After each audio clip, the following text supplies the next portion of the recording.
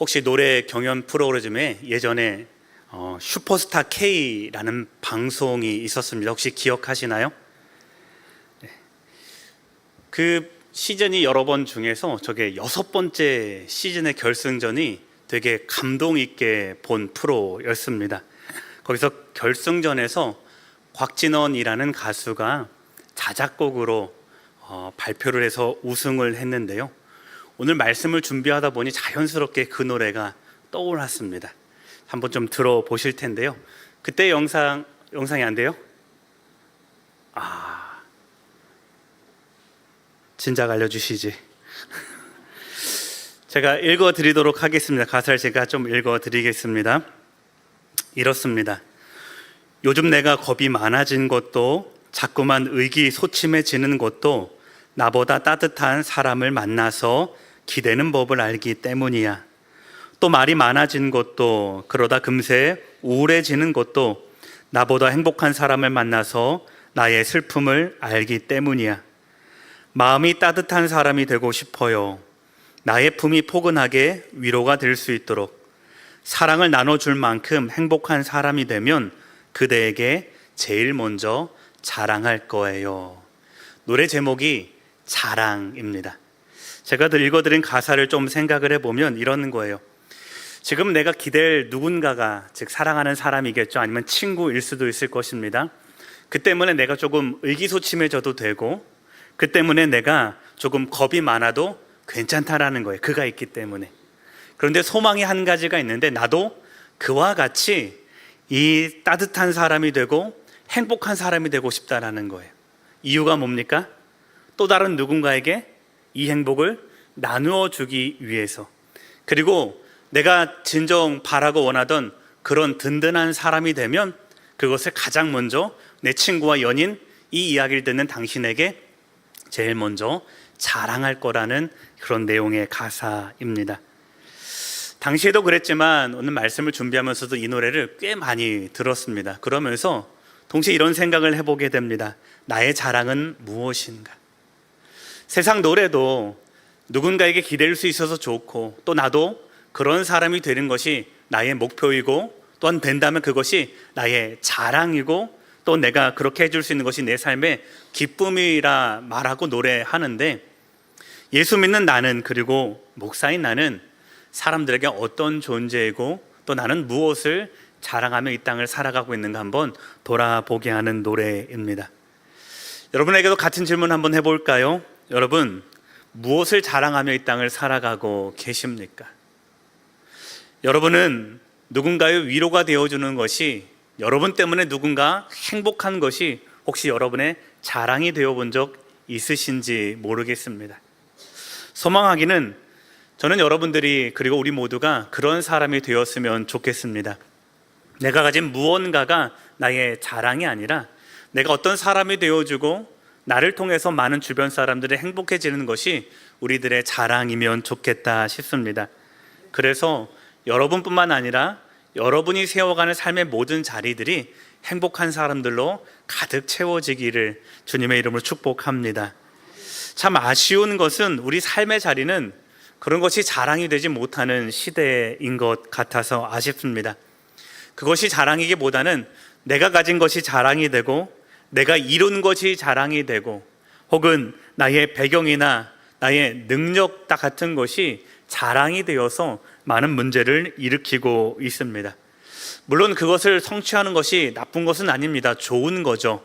그런데 그것이 진짜 나의 자랑이 되어서는 안 됩니다. 왜냐하면 우리가 살아가는 이 세상은 나 혼자만 살아가는 것이 아니라 더불어서 살아가는 것이고, 더 넘어 우리의 인생이란 하나님이 이 땅 가운데 보내신 사명을 이루어가는 그런 삶이기 때문에 나 하나의 자랑으로 마치는 것이 아니라 나의 자랑이 모두의 기쁨이 되고 모두의 은혜가 될 수 있는 그런 행복한 꿈과 자랑이 여러분 소유가 되어야 하는 것입니다. 오늘 말씀이 이러한 중심을 다루고 있습니다. 바울은 자기 자신의 사도됨의 권리와 또한 그 많은 사도됨의 이유를 설명을 하고 있는데요. 놀라운 것은 자신이 이런 모든 것들을 포기하는 것을 자랑으로 여긴다는 말로 오늘 말씀을 이루어 가고 있습니다. 자신의 권리를 포기하는 것이 왜 자랑인지, 그리고 왜 이 말씀이 오늘 이 9장 가운데에 쓰여지게 됐는지를 함께 살펴보면서 오늘도 동일한 은혜와 자랑이 우리 심령 가운데에 새겨지기를 소망합니다. 우리 함께 읽은 고린도전서 9장의 말씀은 8장 13절과 이어지는 말씀입니다. 지난 시간에도 잠시 말씀드렸는데 8장의 우상잼을 먹는 문제는 10장까지 계속 이어지는 말씀이고요. 그렇게 보면 9장이 전혀 별개의 이야기인 것 같은데, 이것을 이 안에서 살펴보면 바울이 자신의 삶을 우상잼을 먹는 문제, 지식과 사랑의 문제에 관한 구체적인 삶의 예시로 자신의 삶을 들어서 설명하고 있다라는 이런 맥락 가운데서 오늘 말씀을 읽어갈 수 있겠습니다. 혹 지난주에도 말씀 기억 못하시는 분 있을까봐 다시 한번 지난주 말씀을 잠깐 돌아보도록 하겠습니다. 고린도 교회가 바울에게 두 번째 질문을 합니다. 어떤 질문이었죠? 시장에 나온 고기를 먹어도 됩니까? 우상에게 바쳐진 이 고기를 진짜로 우리가 먹을 수 있습니까? 라는 질문을 바울에게 하는 것입니다. 당시 고린도 지역이 상업지역으로 발달했기 때문이고 또 부유해지다 보니 이 모든 부가 누가 주었다고 생각을 하는 겁니까? 각자 자신이 모시고 있던 신이 주었다라고 생각을 하는 거예요. 그럼 이들은 돈을 벌면 벌수록 누구에게 감사를 합니까? 자신들이 섬긴 신에게 감사를 했던 거예요. 그래서 고린도 지역은 상업이 발달됐을 뿐만 아니라 신전과 우상숭배도 매우 발달했던 도시입니다. 이것이 그들의 입장에서 보면 선순환되는 거예요. 부자니까 더 많은 예물을 바치고, 더 많은 예물을 바치니까 내가 또 더 부자가 되는 것 같고, 그래서 제사가 매우 많이 드려지게 됐는데 제사 때 사용되던 고기가 신전 안에서 다 소비가 되지 못하니 자연스럽게 어디로 흘러들어오게 됩니까? 시장으로 흘러들어오게 되는 거예요. 물론 당시에 쓰이던 고기가 신전에서 사용될 뿐만 아니라 고기 도축하는 것도 크게 이와 다른 형편은 아니었기 때문에 무엇을 취하든 우상에게 한 번쯤 거쳐가는 고기여서 이것이 당시 성도들에게 문제가 되는 거죠. 신앙과 문화 사이에서 어떤 삶의 태도를 취해야 되느냐가 당시 교회의 충돌이었습니다. 우리나라에도 그런 충돌이 참 많았습니다. 지난 시간에 다루고 말고 다른 한번 예를 좀 몇 가지 한번 가져와 봤는데요. 여러분, 요즘 명절에도 그런 가정 많이 있는지 모르겠습니다. 제사 지내는 문제, 그죠? 우리나라만의 독특한 신앙 충돌의 문제입니다. 그죠? 우리나라에서도 캐톨릭은 별로 이거는 문제 안 삼고 있는데 개신교와 캐톨릭도 입장이 다르기 때문에 여전히 민감하게 다루고 있는 문제가 제사 문제이죠. 또 한때 예배 시간에 한 300년 전쯤이겠죠. 예배 시간에 오르간 켜는 문제. 저 대학생 때까지는 예배 시간에 드럼 치고 기타 치는 문제가 여전히 교회에서 못 받아들이는 문화 중에 하나였습니다. 그리고 여러분들 잘 아시는지 모르겠는데요, 아마 거의 모르실 거예요. 결혼식에 여기 신랑 신부 부모님이 앞에 나와서 화촉 밝히잖아요. 이것도 한국교회에서 굉장히 큰 문제가 됐었습니다. 아무도 요즘에 문제 삼지 않더라고요. 자연스럽게 넘어가는 것 중에 하나인데 그것도 한국에서 굉장히 문제 삼았던 중에 하나입니다. 이것이 지금 다 소화가 되어서 한국교회에서 자연스럽든 아니면 금지가 되든 교회마다 형편에 따라 다르게 정의하고 있지만 이것이 문화와 신앙의 양심과의 충돌적인 대표적인 예들일 것입니다. 당시 우상잼을 먹는 문제가 교회 안에서 그랬다라는 거예요. 그래서 두 가지로 나뉘어져 있습니다. 바울이 가만히 살펴보니 특징이 있습니다. 하나는 하나님을 아는 지식에서 굉장히 뛰어났던 사람이 있고요. 다른 한 부류는요, 그것에 별로 관계없이 그냥 하나님 그 신앙이니까 단지 믿음으로 이어나가는 사람들이 있다라는 겁니다. 지식 있는 사람들은 말합니다. 우상은 없는 거야. 그러니 우상에게 바쳐졌다는 고기도 헛된 거니까 그냥 먹어도 돼 라고 하는 사람이 있는가 하면, 다른 한 부류는 어떤 부류예요? 어렸을 때부터 그런 풍습 가운데 노출되어 있었기 때문에 아무리 그런 이야기를 들어도 마음으로 받아들이지 못하는 이 양심에서 자유하지 못한 사람들이 있었다라는 것이죠. 즉, 그러면 이 사람들은 그런 모습을 볼 때 신앙의 양심에 상처를 입게 되는 겁니다. 그래서 바울이 약한 자의 양심을 짓밟지 말라고 강하게 권면하는데요, 그것이 8장 11절에서 12절까지의 말씀입니다. 우리 성경책 가지신 분들 같이 한번 읽어보도록 하겠습니다. 그러면 내 지식으로 그 믿음이 약한 자가 멸망하나니 그는 그리스도께서 위하여 죽으신 형제라. 이같이 너희가 형제에게 죄를 지어 그 약한 양심을 상하게 하는 것이 곧 그리스도에게 죄를 짓는 것이니라. 아멘. 바울은 단순히 배려를 말하는 것이 아니라 복음의 본질에 대한 책임을 당당하게 지라라는 말입니다. 그래서 신앙의 자유와 권리는 누구나에게 있지만 그것은 오로지 복음이 온전해지는 것을 위해서만 사용되어지고, 그것을 위해서라면 너희들의 자유와 권리일지라도 양보할 수 있어야 된다라고 지난 시간에 말씀을 나누었습니다. 바울이 여기까지 적다 보니까 좋은 예를 하나 들어주고 싶은 거예요. 이렇게 설명을 하면 성도들이 잘 알아들을까요? 못 알아들을까요? 알아듣는 사람도 있고 못 알아듣는 사람도 있었을 거예요. 그래서 바울은 여기서 한 가지 생각을 합니다. 내가 무슨 예를 들어주면 이 사랑을 위한 권리 포기가 정당하게 저들 가운데 예로 들어질 수 있을까? 그래서 누구를 예로 들기로 결심합니까? 자신을 예로 들기로 결심을 했던 겁니다. 그래서 9장의 말씀이 8장과 10장 우상잼을 먹는 문제 한가운데에 이 사도의 권리 포기 문제가 여기에 이렇게 실려져 있게 되는 것입니다. 이 말씀을 통해서 바울은 자신의 자랑, 신앙 고백까지 이어지게 되는데요, 오늘 순서에 따라서 바울의 사도직 변호, 그리고 사도로서의 권리 주장과 포기, 마지막으로 바울의 태도와 참된 사랑이라는 신앙 고백까지 세 가지 흐름을 가지고 함께 말씀을 나누고 기도해 보도록 하겠습니다. 먼저 본문은 바울의 사도직 변호에 관한 말씀으로 시작하고 있습니다. 9장 1절과 2절 말씀 같이 읽겠습니다. 내가 자유인이 아니냐, 사도가 아니냐, 예수 우리 주를 보지 못하였느냐, 주 안에서 행한 나의 일이 너희가 아니냐, 다른 사람들에게는 내가 사도가 아닐지라도 너희에게는 사도이니 나의 사도됨을 주 안에서 인친 것이 너희라. 아멘. 바울은 고린도 교회에 많은 애정을 가지고 있었습니다. 그도 그럴 것이 짧게 머물다가 2주 3주 머물고 스쳐 지나간 교회도 있었는데, 고린도 교회는 1년 반이라는 시간을 머물면서 복음을 전하고 양육을 했거든요. 얼마나 많은 성도들이 지금도 눈에 밟힐까요? 자, 그런데 그런 바울을 참 많은 사람들이 좋아하고 순종하며 따랐지만 그렇지 않은 사람들도 있었고, 게다가 바울이 고린도에서 떠나서서 에베소에 거하자마자 이 바울을 향하여서 비난하는 목소리도 많이 있었습니다. 특별히 그의 사도권에 관해서 문제 삼는 많은 비난들이 있었습니다. 오늘 1절부터 6절에서 이 사도권 문제가 언급이 되는데, 어떤 비난이 있었느냐? 첫 번째는 바울이 사도냐라는 원색적인 비난을 하게 됩니다. 이들에게서 사도는 12명인 거예요. 유다까지 포함이 되고, 유다가 제거되었을 때는 또 다른 세워진 사도까지 포함해서 12명의 사도가 사도였을 텐데, 바울이 사도라고 칭함을 받으니까 그것 자체를 공격하고 있는 거예요. 내가 어떻게 예수님의 제자냐, 내가 예수를 보았느냐, 그와 함께 복음의 사역을 감당했느냐라고 하며 원색적으로 바도의 사소성을 가지고 공격했던 거죠. 그래서 이렇게 말합니다. 사도도 아닌 사람들이 왜 우리 교회에 와서 이래라 저래라 하느냐라는 식으로 바울에게 힐난했던 것입니다.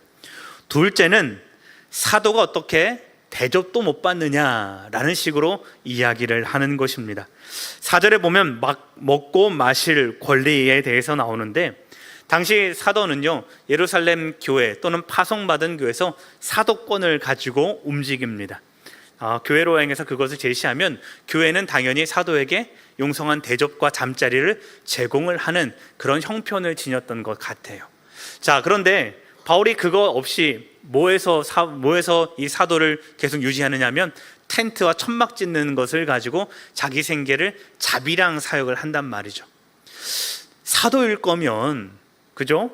교회에서 대접받아도 괜찮을 텐데 그가 대접 안 받는 거 보니 사도의 권위가 너에게 있지 않구나라고 교회가 비난했던 것입니다. 세 번째는 결혼 문제를 가지고 비난합니다. 너도 사도라면 결혼해야 되는 거 아니냐라고 사람들이 문제 삼았다라는 거죠. 유대교 전통에서 성인 남자가 결혼 안 하면 뭔가 몸에 육체적 결함이 있거나 정신적인 문제가 있었던 사람이에요. 하나님이 책임져 주시는 가정에서 온전히 가정을 이루어서 자손을 낳고 그것을 기업으로 삼는 것은 유대인 남자들에게 있어서 하나의 명령과도 같은 것인데, 유대인이면서도 결혼하지 않았다는 것은 너에게 무슨 결함이 있거나 너에게 무슨 상처가 있는 것 아니냐, 독신으로 산다는 것 너는 자랑할지는 모르겠지만 너는 정상적인 유대인 남자가 아니다라는 비난을 하게 되는 것입니다. 심지어 다른 사도들은요, 아내를 데리고 다니기도 한다라는 거예요. 그러니 아내를 통해서 많은 것들 도움받을 텐데 너는 아내도 못 두고 도움받지도 못하는, 너는 반쪽짜리 사도가 아니냐라고 바울에게 비난하고 의심스러운 눈으로 바라봤던 것입니다. 자, 성도님들, 자신을 의심하고 폄하하는 이 말에 바울이 어떤 마음이었을까요? 생각해보면 바울은 교회를 위해서 이 일들을 했던 것 아닐까요? 초창기 고린도 교회가 막 개척하는 상황이면 바울을 융성하게 대접할 교회 형편이 됐을까요? 안 됐을까요? 어려웠을 거예요. 당시 가뜩이나 어려운데 개척하는 교회는 더욱더 어려웠겠죠. 그래서 바울은 내게 능력도 있고 또 자신의 사도적인 그런 사도적인 원리가 있었기 때문에 굳이 자비랑을 했던 것인데, 이것을 가지고 문제 삼으니 참 마음이 아팠을 것입니다. 그래서 바울은 이 모든 문제에 반대로 내가 어떤 권리가 있는지를 증명해 나아가고 있는데, 그것이 두 번째 단락 7절부터 14절까지의 말씀에 언급되어 있는 것입니다. 자, 이제 둘째 단락은 사도로서의 권리와 또 그것을 포기한 이유가 언급이 되고 있습니다.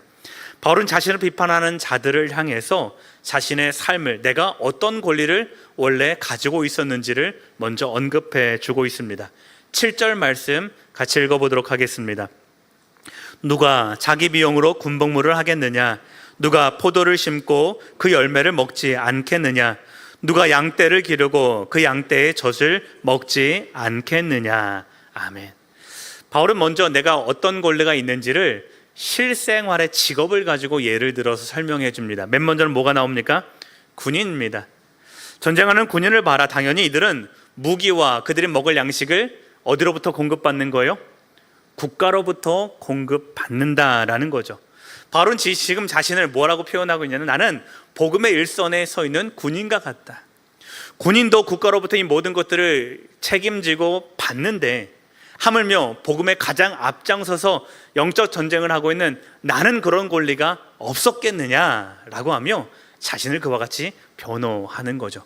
두 번째는요, 농부를 말합니다. 농부는 포도원을 재배하고 또 열매를 추수해서 팔아서 생계를 유지하는 사람을 농부라고 하죠. 자, 농부는요, 그런데 이것을 팔기만 하는 것이 아니라 본인 스스로 어느 때든지 취할 수 있는 권리가 있습니다. 저희 아버지가 농부셨거든요. 과수원 농부.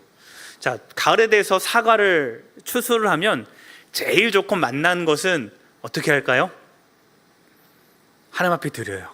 첫 열매 제일 좋은 거 따서 하나님 앞에 헌물을, 교회에 헌물을 합니다. 그럼 두 번째 좋은 건 어떻게 할까요? 제가 먹었어요.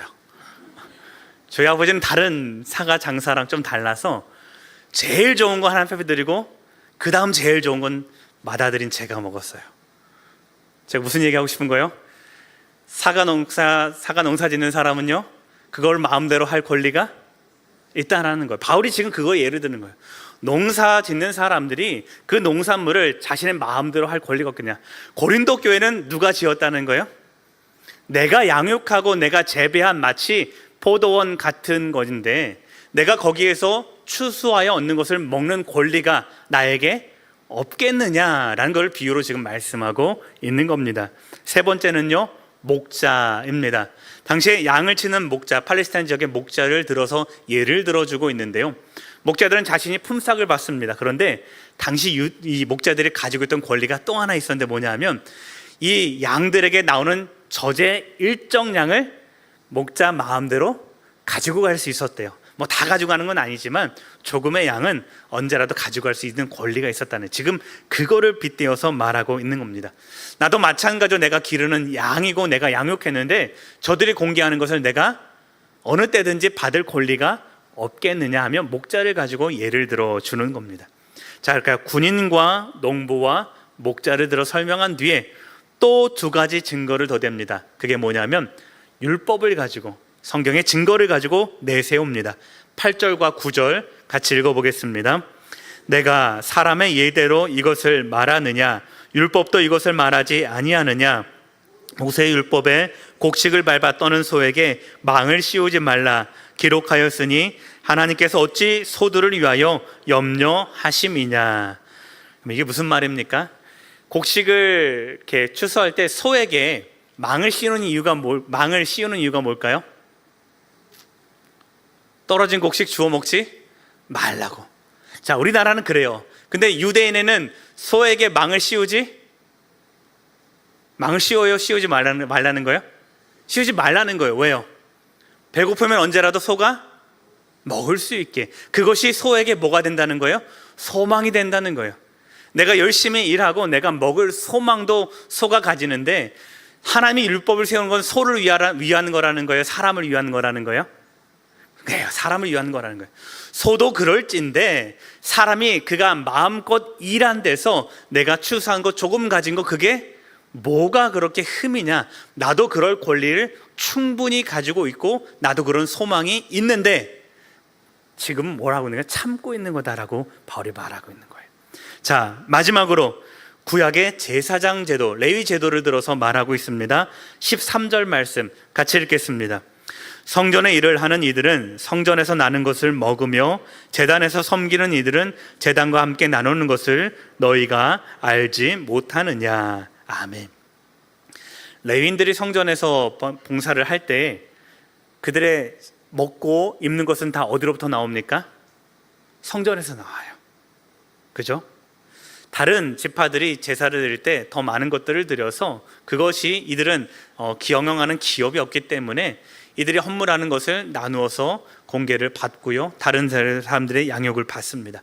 자, 제사 드릴 때도 마찬가지입니다. 제사장도 마찬가지입니다.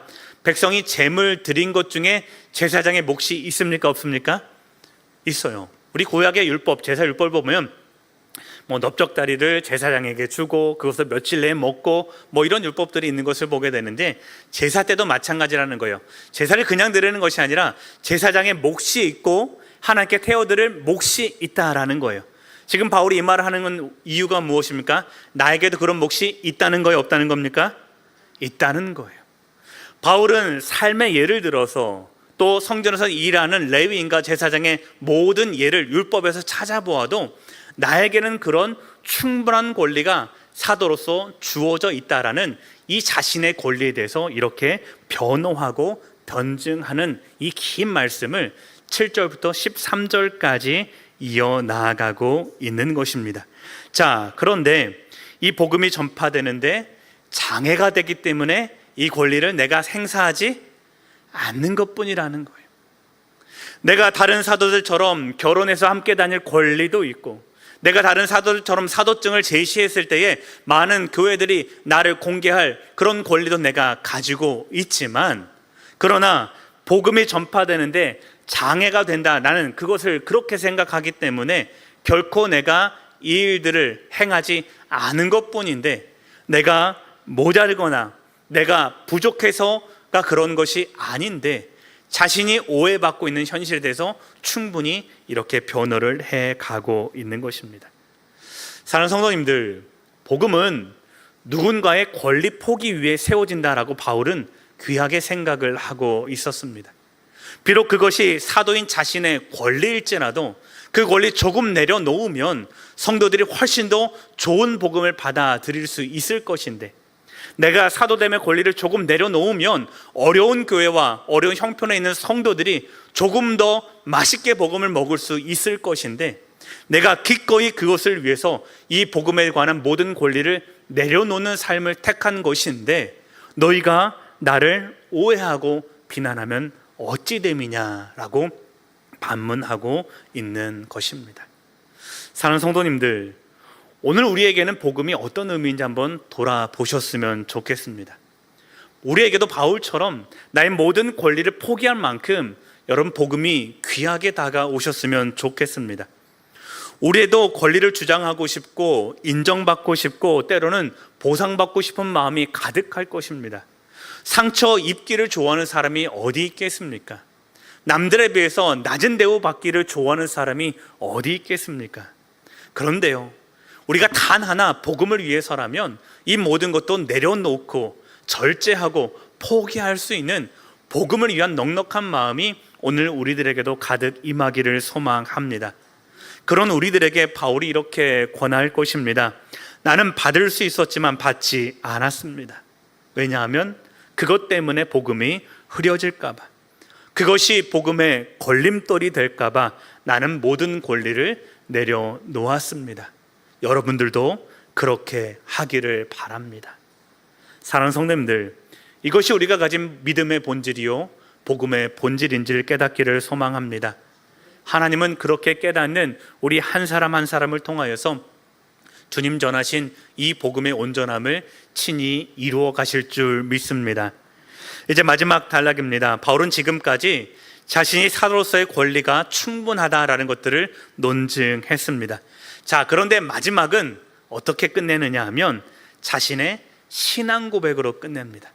계속 자랑을 끝까지 하는 것이 아니라 그건 여기까지 잠시 멈추어 놓고 이제부터는 이 자랑이 어떻게 쓰임받기를 원하는지 자신의 신앙 고백으로 마무리를 하고 있는 것을 보게 됩니다. 15절 말씀을 같이 읽겠습니다. 그러나 내가 이것을 하나도 쓰지 아니하였고 또 이 말을 쓰는 것은 내게 이같이 하여 달라는 것이 아니라 내가 차라리 죽을지언정 누구든지 내 자랑하는 것을 헛된 대로 돌리지 못하게 하리라. 아멘. 바울은 말했습니다. 나는 다 받을 수 있었지만 하나도 그러지 아니하였다. 그가 이렇게 말하는 것은 무언가를 기대해서가 아니라 그 권리를 포기하는 것이 나의 자랑이 되기 때문이다 라고 말하고 있는 것입니다. 바울의 자랑은 명예가 아닙니다. 대접받는 것도 아닙니다. 남들보다 윗선에 서는 것도 아닙니다. 다만 복음을 받아들이는 그 한 사람을 위해서 내려놓을 줄 아는 마음, 복음을 받아들이기 위해서 기다려줄 줄 아는 마음, 저 한 사람이 복음을 온전히 수용하는 때까지 조용히 옆에서 머물러 줄 줄 아는 마음, 사람의 인정이 아닌 오로지 하나님의 인정만을 바라보면서 따라가는 것, 가진 것이 많았음에도 불구하고 다 양보하고 하나님 한 분 그 이름 전하는 것이면 내가 만족한다라고 하며 나의 모든 것을 내려놓을 줄 아는 마음, 그래서 나를 통해서 다른 사람들이 하나님을 알아가는 통로가 되는 것, 여러분 이것이 바울이 끝까지 고백하는 신앙 고백이요 그의 자랑이었습니다. 사랑하는 성도님들, 바울이 자신을 비난하는 이 사람들에 대해서 마음이 상했을까요? 아니면 기뻐했을까요? 상했죠. 저라도 상했을 것 같아요. 그런데 바울은 선택하는 거예요. 내가 아무리 마음이 상하고 내가 분노하는 상황일지라도 나는 그 분노를 따라가는 것이 아니라 오히려 내가 진정한 자랑거리를 가진 사람으로 내가 남아있으리라 라고 바울은 그 삶을 선택했다라는 것입니다.